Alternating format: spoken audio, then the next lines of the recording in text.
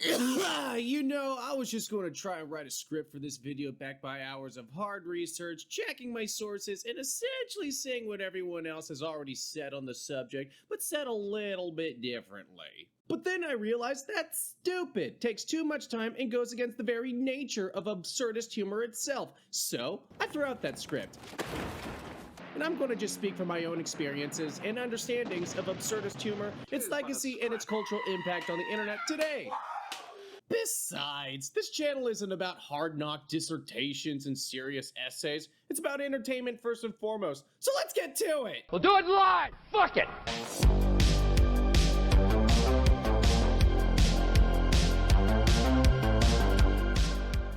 Alright, so I don't think you people really need a recap on just how basic humor works, because trying to explain how comedy works is like trying to explain a joke to somebody who didn't get it the first time. It tends to kill whatever made it funny in the first place. Nobody wants to know what's in the sausage, but you clicked on this video, so you clearly want to know what makes absurdist humor different from more typical kinds of humor. So we gotta get remedial for a moment, and also for the slow ones sitting in the back of the classroom to catch up with the rest of you students. How should I know? I'm retarded.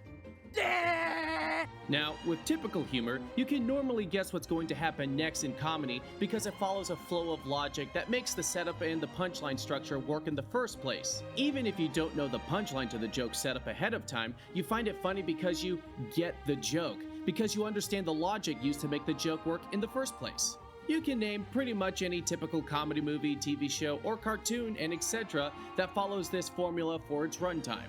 Absurdist humor, in contrast, almost never abides by this narrative rule as something as silly as logic. As a matter of fact, absurdist humor breaks logic's back over its knee on a regular basis, like what Bane did to Batman. Oh, like a string of firecrackers, my f***ing back! Absurdist humor is funny because you can never guess the punchline, or the subject matter is so illogical it defies a rational explanation. The humor itself is predicated on the violation of something called casual reasoning. What it means is the typical flow of events and of cause and effect. The joke doesn't have a more typical A to B than C structure. It throws you off balance and keeps you guessing. The jokes involved are often bizarre juxtapositions, incongruity, non sequiturs, irrational, or just complete nonsense. Wait, is this some kind of a trap? Only one yummy way to find out. What the hell is even that? In other words, the typical reaction to this kind of humor is simply, what the fuck did I just watch? And why do I find it funny? It surprises and bewilders the audience, typically into a state of shock and confusion, with the only rational response from witnessing such irrationality is copious amounts of laughter. But here's the twist. Absurdist humor is actually smart humor.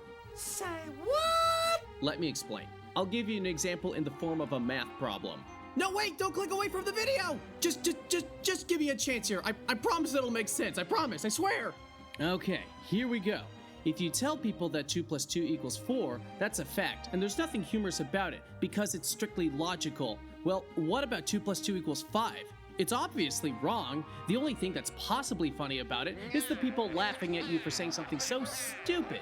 But in a classroom setting, it isn't that humorous, besides asking the obvious question if you're somehow mentally deficient. Uh-oh, retard alert! Retard alert, class! Now, here's the meatballs to the spaghetti, folks. What if you said 2 + 2 = fish? What? What the fuck? Now it's complete and utter nonsense. And it's not just nonsense. In a controlled, serious setting, such an obviously obtuse statement would incite totally incredulous confusion. Their mental faculties are strained at the totally absurd statement, and that the only healthy response is to laugh at it. People will call you a madman, and that it makes no sense, when in fact, you just pulled a master troll. Because there's method to the madness with absurdist humor. Here's how it tends to work. Absurdist humor creates cognitive dissonance. It's that clash between what we expect and what we actually experience. This forces your brain to work in overtime to make sense of the absurdity. It's like your brain is trying to solve a puzzle where none of the pieces fit, and that's where the humor comes from. Then there's the subversion of expectations. And I mean the kind that's actually welcomed by the audience looking for a good time, and not being used by hack writers and directors who love the smell of their own farts as a flimsy excuse to destroy long-standing and beloved IPs and fictional icons to promote some ideological message that'll be dated within a decade, and then calling you an istophobe who just doesn't get it for not consuming their poorly made excuse of entertainment slop that was made for a postmodern audience that only exists on Twitter! I'm sorry, I think I went on a bit of a rant there. Sorry, lost the happy, but the happy's back. So yeah, subversion of expectations. When you're watching something absurd, the humor isn't just about what's happening, but it's in the fact that it defies everything you thought was going to happen. Understanding why something that makes no sense can be funny requires a nuanced understanding of how things usually work in reality. To be fair, you have to have a very high IQ to understand absurdist humor. The humor is extremely subtle, and without a solid grasp of cause and effect in reality, most jokes will go over the typical viewer's head. Okay, I'll move on. Absurdist humor can also be used as a good vehicle for social commentary. South Park has a tremendous track record for using absurdist humor to act as a mirror for the often absurd things in reality as a method of critiquing it. They'll take whatever it is they're mocking and take it all the way up to 11, just to highlight how ridiculous the subject matter tends to be.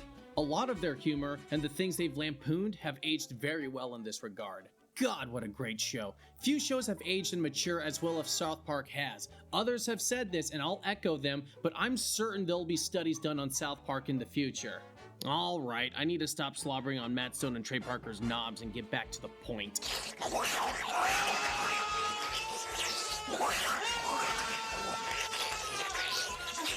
So, just to recap, you don't have to be a genius to use absurdist humor effectively, but it certainly isn't easy to pull off well either. But absurdist humor isn't some recent phenomena. The modern absurdist humor movement has its roots from movies and TV shows from the later half of the 20th century to thank for its inception point. How many times have you seen Monty Python and the Holy Grail referenced online within the last year alone, after so many years since 1975? What about the other classics like Airplane, Spaceballs, Blazing Saddles, and many more? Or, to be more recent, how many TV shows on Adult Swim alone fit this description of absurd nonsense since its inception in 2001? All of these movies and shows have bled out onto the internet and have influenced an entire generations looking for an outlet for absurdist expression. Which is why the internet is the perfect place for this kind of humor, and it thrives off of it. Meme culture answers the age-old thought experiment: if you have a million chimps hammering away at a million typewriters, they'll eventually write Shakespeare. But what were they all writing beforehand? In the future, entertainment will be randomly generated. Randomly generated? Randomly generated. Probably Skibbity Toilet, Nyan Cat, and every other low-hanging fruit of a meme that defies rational explanation. Nice. Millions of memes are made and die every year before they even take off into the mainstream to become a trend, but the ones that do typically share a common thread. They're just fucking weird, and it's funny. When will you learn?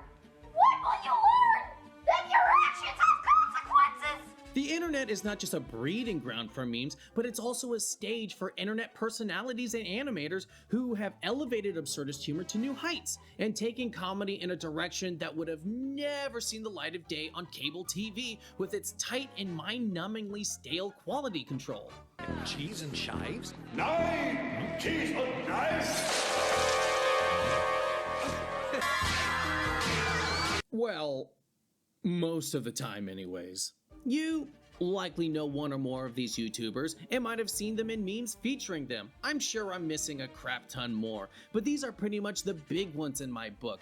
If you know any other noteworthy YouTubers of absurdist fame, put them in the comments below. But these YouTubers' unique brand of comedy, for one reason or another, is something that can never be reproduced on public television.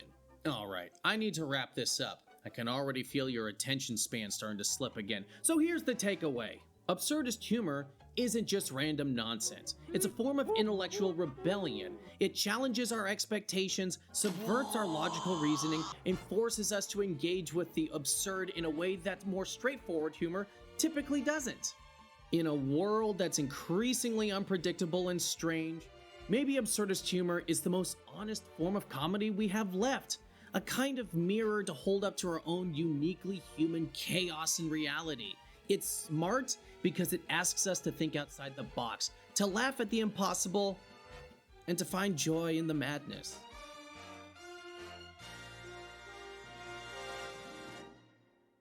Please like and subscribe, it helps with my depression, but of course that's up to your discretion.